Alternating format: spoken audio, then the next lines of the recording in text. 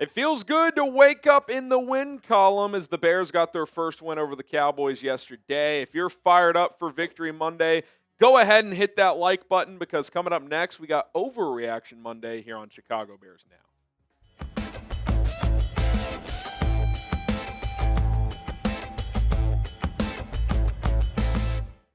I'm Harrison Graham. This is Bears Now, and we do have a little overreaction coming at you. Has Caleb Williams officially arrived? I'm going to keep this one at 2 smoking Jays. I'm going to be reasonable. I'm not, going to overreact too much here, but clearly he's on the right path. Now, for our new subscribers, for those who may not remember, this is our Smoking Jay rumor meter. 0 Smoking Jays is fake news. It's not happening. 1 Smoking Jay, it's barely true. It could happen, but it's unlikely. 2 Smoking Jays, people are talking. 3 Smoking Jays, it's pretty likely. 4 Smoking Jays, bear down. It is happening. And I'll give it 2 Smoking Jays. People are definitely talking about this. Has he arrived? Is he the long-term answer at quarterback? I think it's too early to make that declaration, but he's made steady progress throughout the season. And that is what we want to see from the quarterback in Ben Johnson's offense. He's gotten a little bit better each week. Obviously, yesterday was his best game against a not very good defense, but still, what you want to do against a bad defense is make them pay, and that is what Caleb and the Bears did. 298 and 4 touchdowns, passer rating of 142. He was very, very good, and like what I said yesterday, my favorite part is that there was stuff left on the table. This is like a coach's dream, right? When you have a comfortable win, your quarterback plays well, but then you can get in the film room and you're like, hey, man, we make these 3 or 4 plays that we missed out on. Think about how many more points we could put up on the board. I'm very pleased with Caleb's progress so far this season from week 1 to week 3. And all of a sudden, you look up at his season stats, 63.4 completion percentage. It was 60% in week 1, so that's steadily climbing here. Over 700 passing yards. He's now back on pace, though, for over 4,000. 7 touchdowns to 1 pick. He's tied for the league in touchdown passes with 7. QB rating of over 107. He's got 97 rushing yards as well. He's on the right track. Would you sign him to a $50 million per year contract today if he was eligible? No. We need to see a lot more. But is he growing? Does he look good? Did he play like one of the best quarterbacks in the NFL yesterday? Absolutely. And I'm very excited about where this trend seems to be going. But let's keep stacking. Let's keep building. Let's see how it looks next week and moving forward. What is your confidence level in QB1 right now? Scale of 1 to 100. I'm pretty confident. I'm at like an 85. I feel good when he's out there. I like what Ben Johnson is dialing up. I think the progress has been steady, so I'm pleased with where things sit right now. All right, let's keep it rolling here on Overreaction Monday. Was Tyrique Stevenson yesterday? Was that Tyrique Stevenson's best game as a Bear? I think so, for Smoking Jays. Now, I haven't seen the PFF grades or the official coverage stats, all that stuff. We'll review that when it comes in. But the naked eye, the raw, just watching the game live, it felt like it was a very, very good game for Tyrique Stevenson. It started on the first defensive possession when the offense goes 3 and out. Javonte Williams gets a chunk play on first down. Second down, he's just running free down the sidelines. And he runs him down and rips that ball away and takes the ball back, gives it back to Caleb and the boys, and they go down and score. Not only did it change the game, this sounds hyperbolic. In some ways, it feels like it may have saved the season. Because did that game not feel like they just picked up right where it left off in Detroit, where offense starts slow, kind of how it finished slow in Detroit, and the defense is just getting gashed. And you're like, God, we're going to be down 7-0 early, and Dallas gets the ball to start the second half. This could be a long day. It felt like those first couple of minutes, disaster was lurking. Disaster was looming. And Tyrique Stevenson literally and figuratively took it back. And that was absolutely massive for the team, for himself, a player that is under a lot of pressure and scrutiny, needs to play well. I thought he played pretty good, had a couple of breakups as well, almost jumped an out route for a pick 6 on a ball he was able to knock away. He answered the bell in a gotta-have-it moment, so good for Tyrique Stevenson. Hopefully he can build upon it moving forward.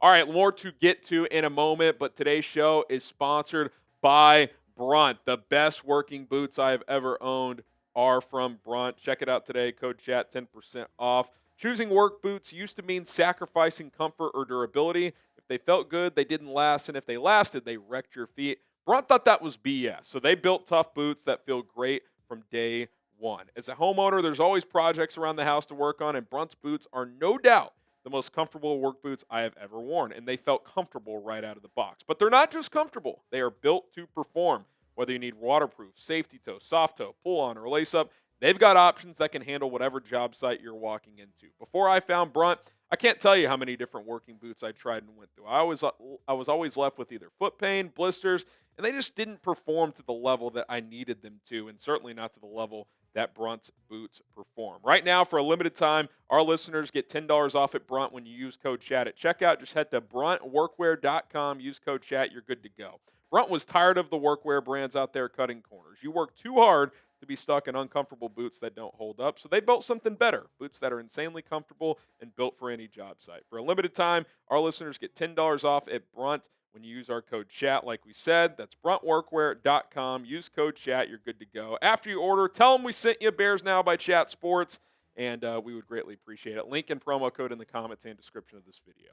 All right, is the Bears running game still a problem?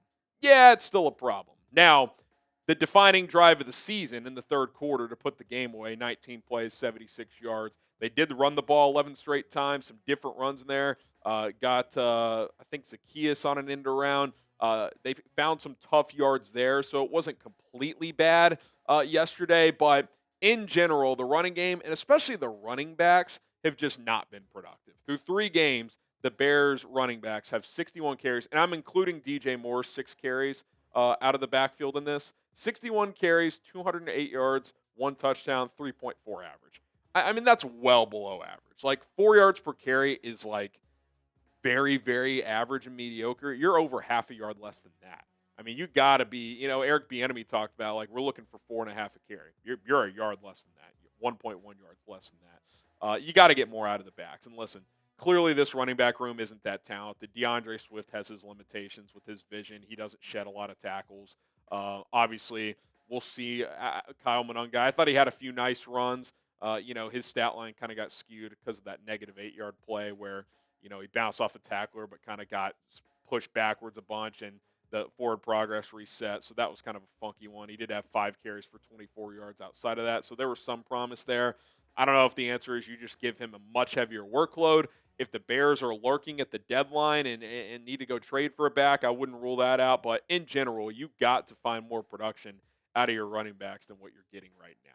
Subscribe and join us this afternoon. We will be live for Victory Monday. Feels good to say those words. So be sure to turn on those notifications after you subscribe. Unsure what time we'll be live exactly. We're a little behind this morning. Had some technical issues in the studio, but probably 3, 4 o'clock. We'll see. So have those noties turned on. That way you know exactly when we go live. All right, final one here. I kind of want to talk about a key moment in the game and just a trend of Rome Odunze and Caleb Williams and that chemistry starting to gel. I'll give this 3 smoking Jays. It's not fully there. There's still a couple plays that Rome could make, probably a couple misses throughout the first 3 weeks to Rome that Caleb has had. Rome dropped that touchdown on the goal line on a play he'd like to make. But he talked after the game about that opening touchdown, that 35-yarder on 3rd and 8. And here's what he had to say. He said, as soon as he kind of slipped, talking about Trevon Diggs, I figured I had a step on him. The play we had in mind kind of went to the wayside as I knew I was kind of wide open. Kudos to Caleb for being able to find me in that moment. So what he's saying is, if you watch or remember that play when they scored 35-yard touchdown, he kind of just beats press man with Diggs, and Diggs falls over, and he just bolts down the sideline toward the end zone.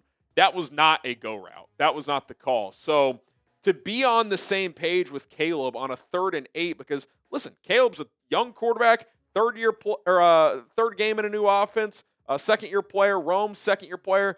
It would be easy to just run the route that's called, right? Because it's 3rd down. Like, you don't want a miscommunication there on a key down. But to kind of, for Rome to acknowledge, like, oh, he's down, I'm going, and for Caleb to see it and throw it, like, that's growth. That's chemistry with your receiver. That's feeling confident in going off script, even though it felt on script, right? It was just like in the pocket, deliver the ball, boom, touchdown. But that's chemistry growing. That's really, really nice to see. Rome's obviously off to a nice start to the season. And kind of like Caleb Williams, even though these numbers are great and he already has more touchdowns than he had last year, 4 compared to 3, and he already has over 200 yards, there's still some left on the table. That's what really gets me excited because Rome's had a couple drops, Caleb's had some misses. So for these two young players to really be improving every week and putting up good numbers and this offense having some success, and it still clearly is far from perfect, like that's what really excites me because it should get better and better over the course of the season. So I'm excited for that, and I'm obviously excited for this QB receiver duo doing the things they're doing early on in the year. If you're excited for win number one, get the dubs in the chat. I mean, it's it's much better doing these shows after a win than a loss. Believe me. The Bears are now 30-58 since we launched this channel, so have not had nearly as many wins as losses. Hopefully, it's a sign of things to come. Be sure to join us this afternoon. Like I said, subscribe, turn on those notifications. We will be back here in a few hours. My name is Harrison Graham. Bear down.